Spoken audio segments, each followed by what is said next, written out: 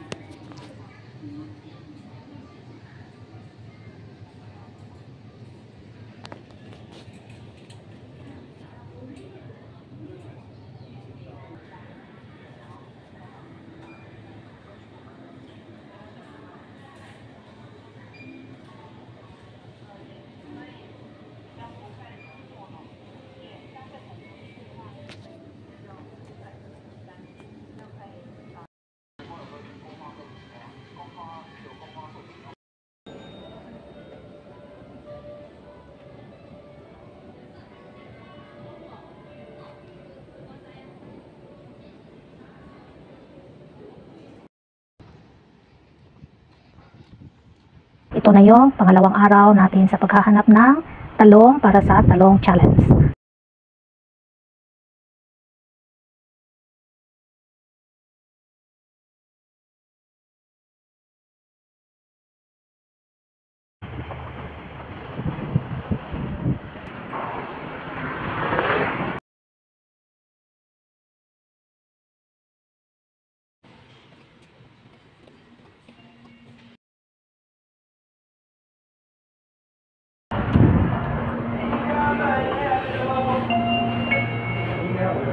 Nabuti ako doon sa fresh. Punta naman ako dito sa kabila. Titingnan ko kung meron talong. Dito na ako sa Pampon Fresh Supermarket. Susubukan ko kung meron talong.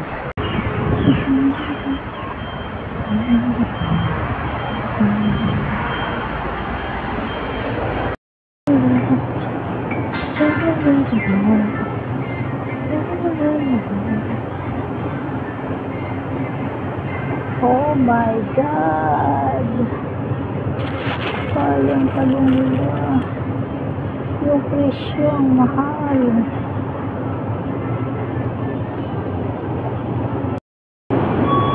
Guys, may talong akong nakita pero ang mahal.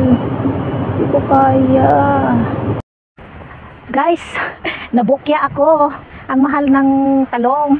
Hindi naman ako pwedeng bumili ng isang piraso lang, kaya nakabalot kasi yon, kaya babalik na lang ako doon sa kabilang tindahan. Oh no!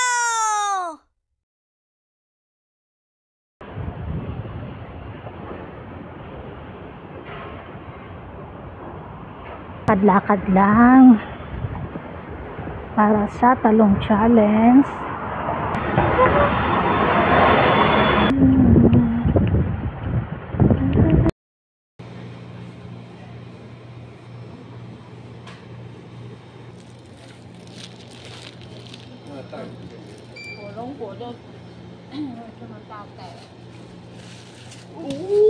那个是什么？苹果。哇，那回去要立刻吃哦，不好。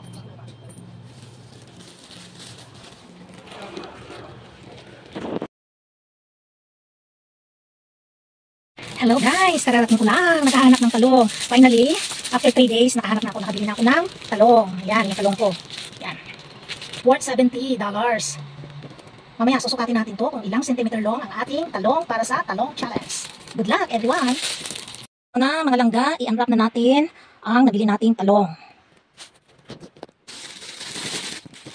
Hindi masyado maganda yung nabili, pero okay na to para sa ating Talong Challenge. Naunahan kasi ako ni Lola. Ayan ang talong. Susukatin natin yung talong natin kung gaano kahaba. Pagkasali ang stock, umabot na yan ng 55 cm. Pero pag dito lang tayo magsimula, susukatin natin yan. Umabot siya ng 47 cm. Pero balubaluktot kasi yan. Okay lang yan. Hello! Punta tayo sa garden, kuha tayo ng basil leaves para gagamitin natin sa ating talong recipe.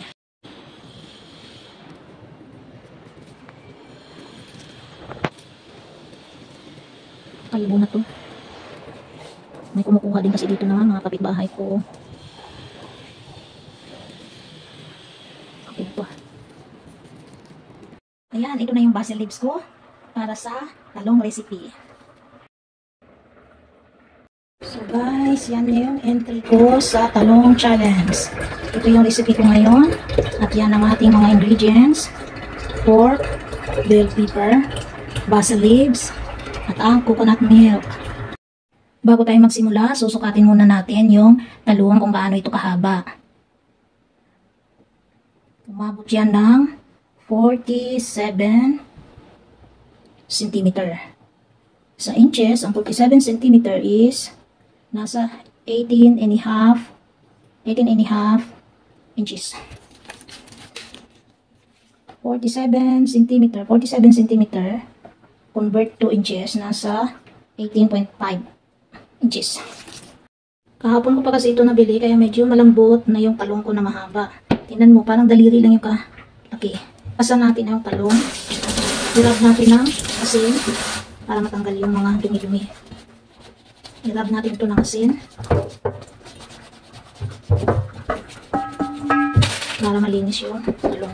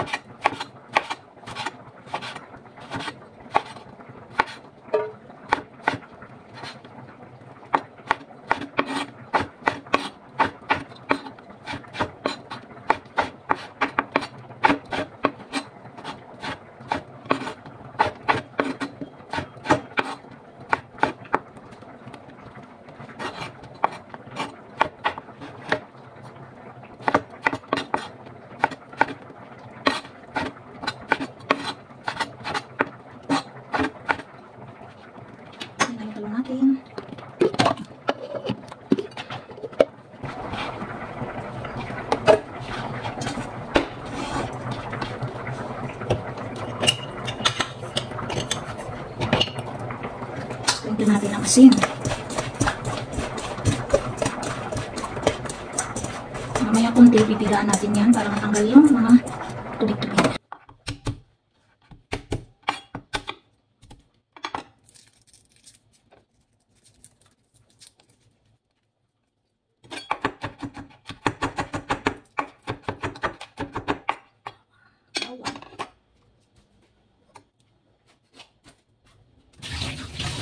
Wala kasi ako bell pepper na pula. Kaya yan na lang ang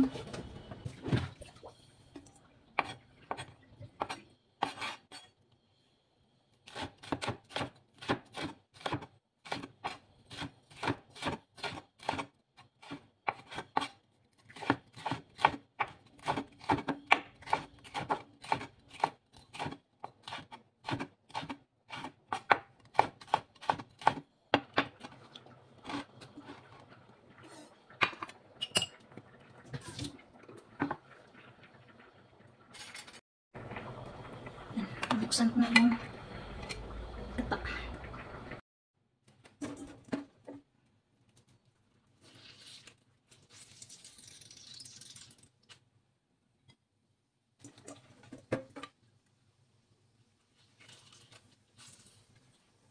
Pinigaan ko to.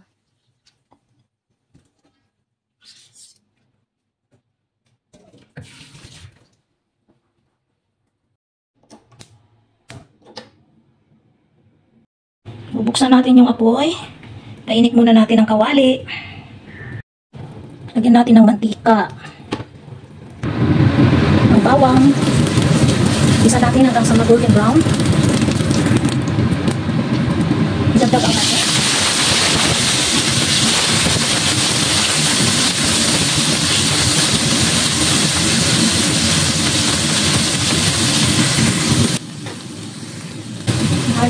talong. Isa muna natin yung talong hanggang sa lumambot.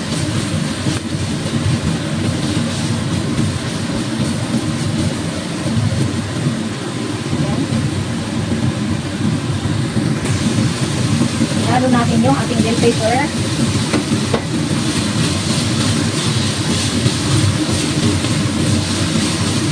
Hello mga langga, sa video na ito, iba ang kulay ng aking bell pepper. Sabawan. Dahil yung unang video ko ay palpak, Yung tubig. madilim. Kaya inulit ko Takpan para natin. maipakita ko Pakuha kung natin muna paano hanggang sa ginisa lumambot. yung aking talong. Kaya magkaiba ang kulay sa video na ito at sa Sabawan natin ng finish gata. na recipe ko.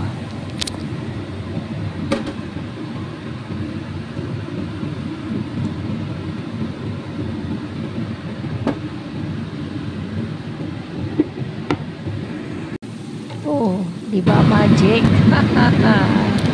Tinakpan ko muna. Yung pula naging yellow na. Para sweet and sour, maglagay ako ng kunting asukal. Magic sarap. Chili powder. Para medyo matamis ang hang.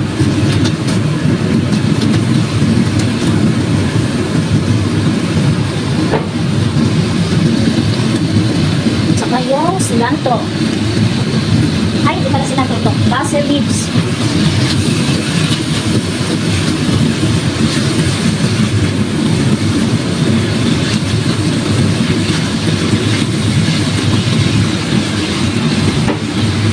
Para medyo mas malinam na, magdagdag tayo kunti na coconut milk. Yan. Ang aking experiment na ginataang talong. 3-in-1, pinaghalo-halo ko na yung Filipino style, Chinese style, at saka Thailand style.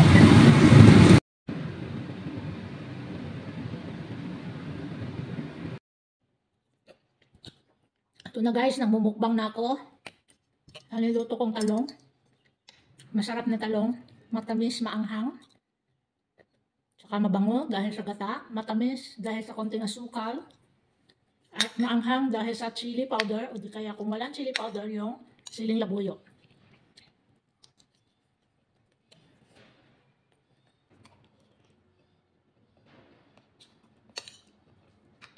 Good luck sa ating lahat.